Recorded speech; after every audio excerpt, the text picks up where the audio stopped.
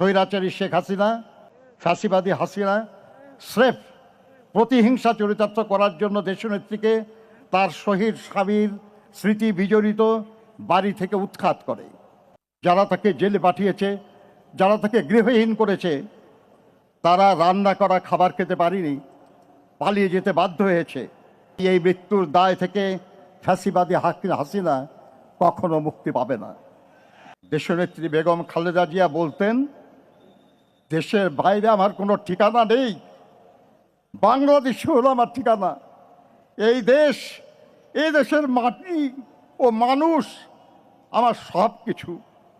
ইনশাল্লাহ আমরা জনাব তারেক রহমানের নেতৃত্বে এগিয়ে যাব দেশনেত্রীর মতোই গণতন্ত্র, শান্তি, উন্নয়ন ও সমৃদ্ধির পথে জনগণের কল্যাণে লক্ষ্য স্থির রেখে। বিসমিল্লাহির রহমানির রহিম। গণতন্ত্রের মাতা ও আপসীন দেশনেত্রী বেগম খালেদা জিয়া গতকাল 30 ডিসেম্বর 2025 ভোর 6টায় ইন্তেকাল করেছেন। ইন্না লিল্লাহি ওয়া ইন্না ইলাইহি রাজিউন। আমরা তাঁর আত্মার মাগফিরাত কামনা করছি এবং পরম করুণাময় আল্লাহ তাআলার দরবারে প্রার্থনা করছি তিনি যেন আমাদের সকলের পরম শ্রদ্ধেয় নেত্রীকে জান্নাতুল ফেরদৌস নসিব করেন। ওনার মৃত্যু সংবাদ মুহূর্তের ভিতর ছড়িয়ে পড়লে দেশ বিদেশে সকল বাংলাদেশি মানুষ শোকে বিহ্বল হয়ে পড়ে এবং মূল ধারা থেকে সোশ্যাল মিডিয়া পরিপূর্ণ হয়ে ওঠে তাদের দোয়া ও প্রার্থনায়। অন্যদিকে পুরো বিশ্বের রাজনৈতিক পরিমণ্ডল থেকে আসতে শুরু করে আন্তরিক শোকবার্তা। দেশনেত্রী বেগম খালেদা জিয়া জন্মগ্রহণ করেন 1945 সালে। শৈশব থেকেই তিনি পরিচ্ছন্ন এবং পরিপাটি থাকতে পছন্দ করতেন। ফুলের প্রতি ছিল তার গভীর অনুরাগ। পরবর্তী জীবনেও তিনি অভ্যাস বজায় রেখেছিলেন তার ব্যক্তিগত এবং রাজনৈতিক চর্চায়। তাই তার রাজনীতিও ছিল নিজের মতোই সৌন্দর্যমণ্ডিত। ফুলের প্রতি অনুরাগের কারণেই হয়তো সবচেয়ে কঠিন সময়েও তার সকল রাজনৈতিক বক্তব্যও থাকত সুশোভিত। 1960 সালের 5 আগস্ট তৎকালীন সেনাবাহিনীর চৌকস কর্মকর্তা ক্যাপ্টেন জিয়াউর রহমানের সাথে তিনি বিবাহ বন্ধনে আবদ্ধ হন। তাঁদের 2 পুত্রের মাঝে জ্যেষ্ঠ পুত্র তারেক রহমান বর্তমানে বাংলাদেশ জাতীয়তাবাদী দলের ভারপ্রাপ্ত চেয়ারম্যান এবং কনিষ্ঠ পুত্র আরাফাত রহমান কোকো স্বৈরাচারী আওয়ামী লীগ সরকারের রাজনৈতিক প্রতিহিংসার শিকার হয়ে মালয়েশিয়ায় অবস্থানকালে প্রকৃতপক্ষে বিনা চিকিৎসায় 2015 সালের 24শে জানুয়ারি মাত্র 45 বছর বয়সে ইন্তেকাল করেন।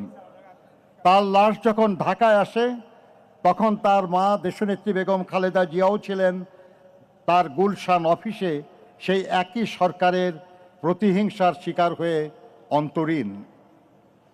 দেশনেত্রী বেগম খালেদা জিয়ার রাজনীতিতে আগমন ছিল আকস্মিক, কিন্তু দেশের প্রয়োজনে তা ছিল অনিবার্য।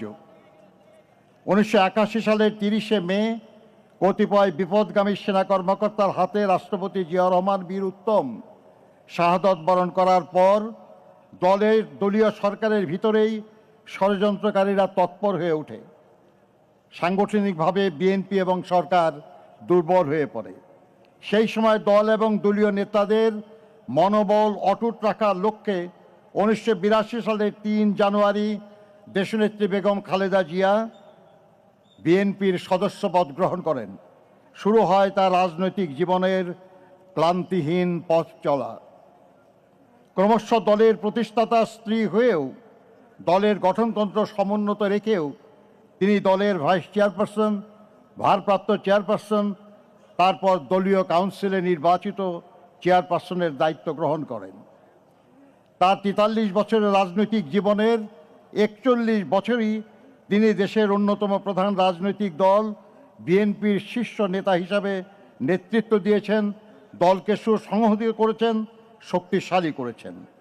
দীর্ঘ 9 বছর স্বৈরাচারী এরশাদের বিরুদ্ধে অবিরাম লড়াই করে 1991 সালে অবাধ সুষ্ঠু নির্বাচনের মাধ্যমে বিএনপিকে পুনরায় রাষ্ট্র ক্ষমতায় অধিষ্ঠিত করেন তিনি। জাতির কাছে তিনি পান আপোষহীন দেশনেত্রীর মর্যাদা।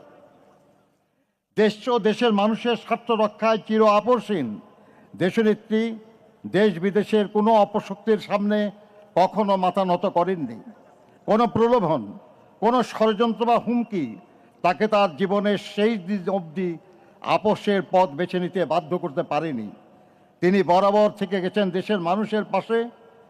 তিনি বলতেন, বিদেশে আমাদের বন্ধু আছে, প্রভু নেই। জনগণের কল্যাণে গ্রহণ করেছেন একের পর এক যুগান্তকারী সব কর্মসূচি। উন্নয়ন ও সমৃদ্ধি অর্জনে তার সাফল্য বাংলাদেশকে বিশ্ব চিনেছিল ইমার্জিং টাইগার হিসাবে। জনগণের ভালোবাসায় সিক্ত হয়ে প্রধানমন্ত্রী নির্বাচিত হয়েছিলেন 3 বার। প্রতিটি জাতীয় নির্বাচনে একজন ব্যক্তি যতটি আসনে প্রতিদ্বন্দ্বিতা করতে পারে তিনি তা করেছেন, এবং নির্বাচনে 5টি করে, এবং শুধু 2008 সালে 3টি আসনে প্রতিদ্বন্দ্বিতা করে সব কয়টি আসনে বিজয়ী হয়েছেন তিনি। জনগণের প্রকৃত সমর্থনে এবং বিপুল ব্যবধানে নির্বাচনে পরাজয়ের গ্লানি তাকে স্পর্শ করতে ব্যর্থ হয়েছে বারবার। জনপ্রিয়তার এমন দৃষ্টান্ত শুধু বাংলাদেশে নয়, বিশ্বে বিরল। তিনি ছিলেন বাংলাদেশের প্রথম এবং মুসলিম বিশ্বে দ্বিতীয় নারী প্রধানমন্ত্রী। গণতন্ত্রকে ভালোবেসে তিনি গণতন্ত্র পুনঃপ্রতিষ্ঠার জন্য লড়াই করেছেন এবং দায়িত্ব পেয়ে গণতন্ত্রকে কার্যকর করার উদ্যোগ দিয়েছেন বলেই দেশ বিদেশের গণতন্ত্রকামী মানুষ তাকে গণতন্ত্রের মাতা বলে সম্মানিত করেছে। উন্নয়ন ও সমৃদ্ধির লক্ষ্যে গৃহীত তার কর্মসূচি ছিল অসংখ্য। নারী শিক্ষার প্রসারে উপবৃত্তি প্রথা ও শিক্ষার জন্য খাদ্য কর্মসূচি, মুক্তিযোদ্ধা ও প্রবাসীদের কল্যাণের জন্য পৃথক মন্ত্রণালয় প্রতিষ্ঠা ছিল তার মাঝে অন্যতম।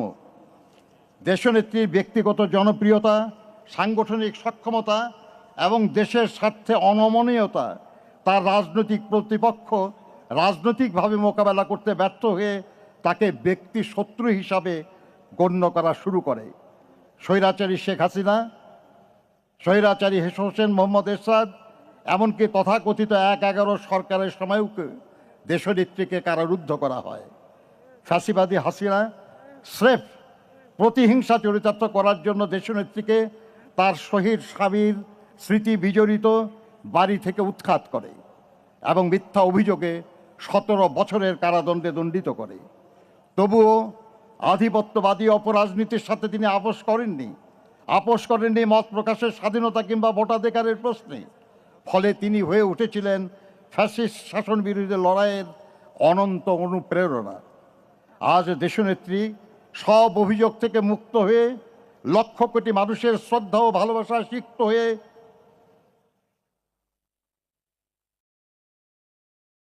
আজকেই জানা যায় আমাদের সামনে আছেন। অন্যদিকে যারা তাকে জেলে পাঠিয়েছে, যারা তাকে গৃহহীন করেছে, তারা রান্না করা খাবার খেতে পারেনি, পালিয়ে যেতে বাধ্য হয়েছে। মাথার উপর তাদের ঝুলছে মৃত্যু পরোয়ানা। এরশাদকে ভোগ করতে হয়েছে দীর্ঘ কারাবাস। ১/১১ সরকারের প্রধান ব্যক্তিরাও দেশত্যাগে বাধ্য হয়েছে। মহান মুক্তিযুদ্ধ চলাকালে দেশনেত্রী বেগম খালেদা জিয়া তার 2 শিশুপুত্র সহ 1971 সালের 2রা জুলাই থেকে বিজয় অর্জিত না হওয়া পর্যন্ত পাকিস্তানি বাহিনীর হাতে বন্দি অবস্থায় কাটিয়েছেন। স্বামী স্বাধীনতার ঘোষণা দিয়ে মুক্তিযুদ্ধের সেক্টর এবং ফোর্সেস কমান্ডার হিসেবে দায়িত্ব পালন করেছেন। আর তার ফলস্বরূপ দেশনেত্রী বেগম খালেদা জিয়া তার 2 শিশুপুত্র সহ ছিলেন পাকিস্তানিদের হাতে বন্দী। মহান মুক্তিযুদ্ধে এই পরিবারের অবদান এক অনন্য দৃষ্টান্ত। ফ্যাসিবাদী হাসিনার ব্যক্তিগত প্রতিহিংসার শিকার হয়ে মিথ্যা মামলায় 2018 সালের 8 ফেব্রুয়ারি থেকে 2 বছরের বেশি সময় অন্ধকার কারাগারে আবদ্ধ থাকার সময় উপযুক্ত চিকিৎসার অভাবে দেশনেত্রী দারুণভাবে অসুস্থ হয়ে পড়েন। সমগ্র দেশবাসীর সাক্ষী। পায়ে হেঁটে তিনি কারাগারে প্রবেশ করেছিলেন, কিন্তু নির্জন কারাগার থেকে তিনি বের হলেন চরম অসুস্থতা নিয়ে। দেশ বিদেশের চিকিৎসকদের মতে পরবর্তীতে গৃহবন্দিত্বের 4 বছর তাকে বিদেশে চিকিৎসার সুযোগ না দেওয়ার কারণেই তার অসুস্থতা বৃদ্ধি পেয়েছে এবং তার ফলশ্রুতিতে অবশেষে তাকে মৃত্যুর কাছে হার মানতে হলো এই অপরাজয় নেত্রীর। তাই এই মৃত্যুর দায় থেকে ফ্যাসিবাদী হাসিনা কখনো মুক্তি পাবে না। দলমত নির্বিশেষে সমগ্র দেশবাসীর শ্রদ্ধা, ভালোবাসা ও দোয়া নিয়ে তিনি বিদায় নিচ্ছেন। পেছনে রেখে গেলেন এক মহিষী নারী, এক সংগ্রামী রাজনীতিবিদ, এক দেশপ্রেমিক রাষ্ট্রনায়কের অনন্য কর্মজীবনের উদাহরণ, যা এক অনুসরণীয় দৃষ্টান্ত হয়ে থাকবে ভবিষ্যৎ প্রজন্মের রাজনৈতিক নেতাকর্মীদের জন্য। দেশনেত্রী বেগম খালেদা জিয়া বলতেন, দেশের বাইরে আমার কোনো ঠিকানা নেই, বাংলাদেশ হলো আমার ঠিকানা। এই দেশ, এই দেশের মাটি ও মানুষ আমার সব কিছু। চিরচেনা এই দেশের মাটিতেই তিনি শেষ নিঃশ্বাস ত্যাগ করেছেন। আজ এই দেশের মাটিতেই তার শহীদ স্বামীর পাশে তিনি শায়িত হবেন চিরদিনের জন্য, ইনশাআল্লাহ। আমরা জনাব তারেক রহমানের নেতৃত্বে এগিয়ে যাব দেশনেত্রীর মতোই গণতন্ত্র, শান্তি, উন্নয়ন ও সমৃদ্ধির পথে, জনগণের কল্যাণে লক্ষ্য স্থির রেখে। মহান আল্লাহ আমাদের সহায় হন। আসসালামু আলাইকুম।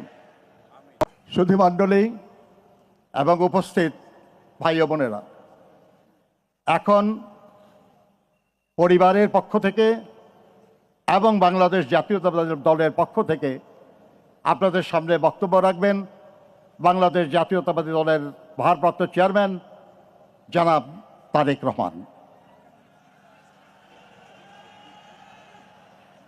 বিসমিল্লাহির রহমানির রহিম।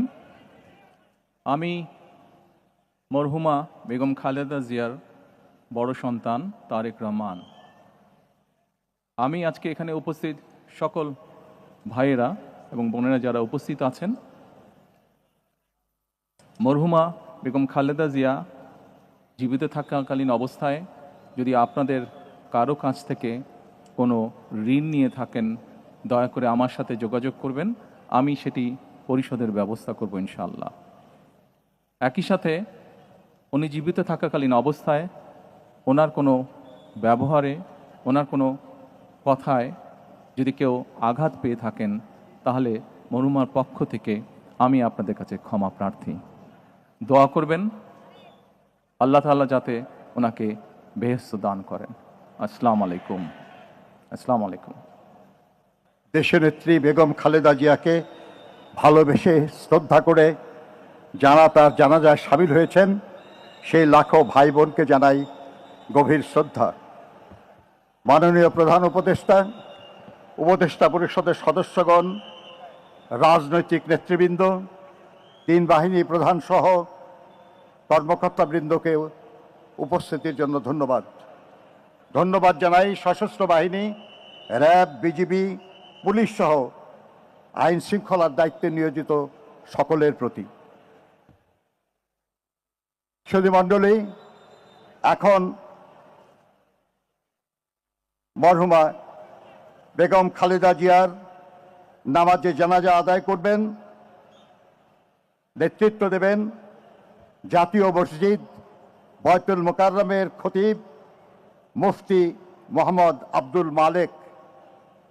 আপনারা জানাজার নামাজের জন্য প্রস্তুতি নিন।